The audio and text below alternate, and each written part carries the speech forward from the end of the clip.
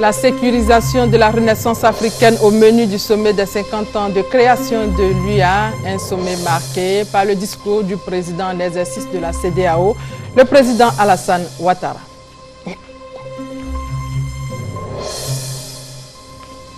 Pénurie d'eau au CAFAP de Gagnoa depuis plusieurs mois. Le point de la situation avec Ricardo Zama dans votre journal.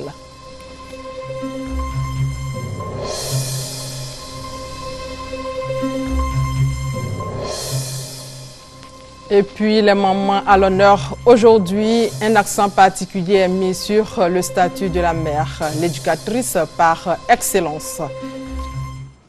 Et puis, quelle entreprise pour une Côte d'Ivoire émergente? La réponse dans le Dimanche Magazine avec M. Moussa Diomandé, président de l'Association des entreprises privées de Côte d'Ivoire.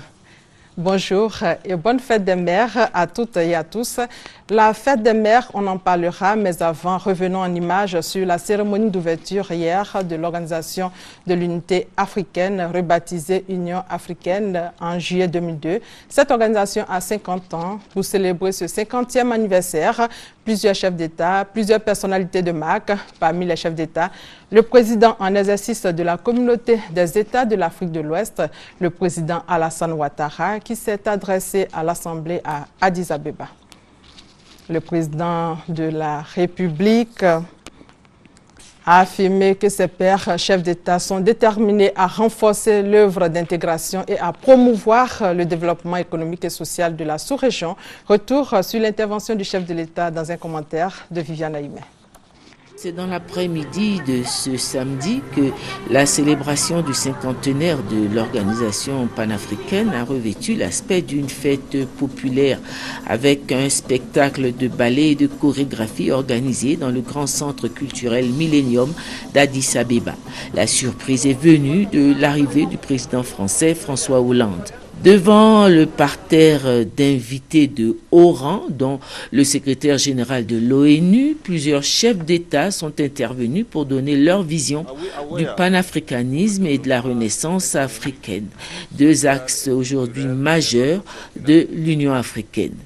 En sa qualité de président en exercice de la CEDEAO, le chef de l'État ivoirien, le président Alassane Ouattara, a exprimé la totale adhésion de l'organisation régionale ouest-africaine à cette vision de développement que prône l'Union africaine pour le continent. La CEDEAO compte 15 pays membres, représente le tiers de la population du continent et 30% du PIB.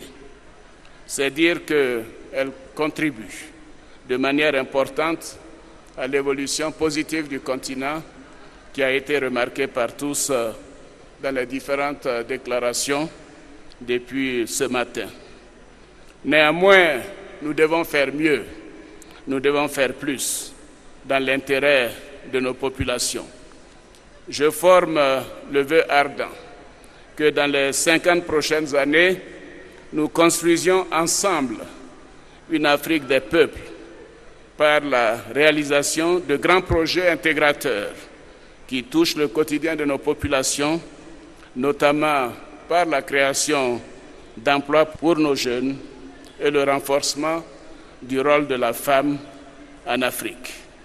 Je sais que nous devons nous souvenir du passé, mais les prochaines générations, et notamment la jeunesse, appellent que nous fassions preuve de concentration sur le présent pour leur offrir un meilleur avenir.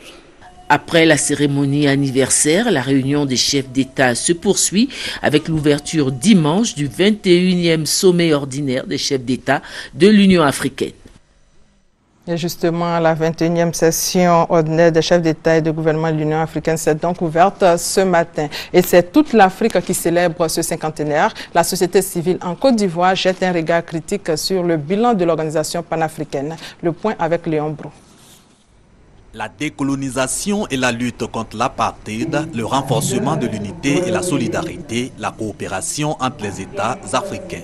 Sur ces 3 objectifs de l'OUA, Organisation de l'Unité africaine, actuelle Union africaine, le représentant résident note des avancées. Bilan satisfaisant également dans le processus de démocratisation de l'Afrique. À la clé, la réduction des coups d'État et la marginalisation des putschistes. Toutefois, l'UA doit encore faire des progrès. Pour la société civile, c'est par exemple dans le domaine de la sécurité, le développement économique et même la promotion de la démocratie. Les enjeux nouveaux sont la lutte contre la pauvreté.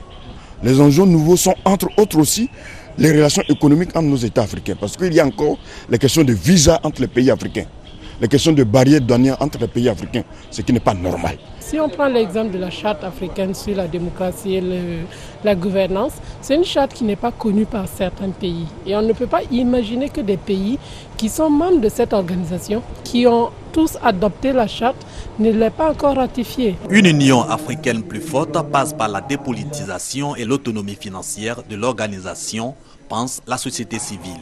Elle invite donc les dirigeants africains à cette lutte et se propose de poursuivre son plaidoyer en faveur de la vulgarisation des instruments de l'Union africaine. Et après l'ouverture de la 21e session ordinaire des chefs d'État et de gouvernement de l'Union africaine, le président Alassane Ouattara a quitté Addis Abeba pour Paris pour un séjour privé.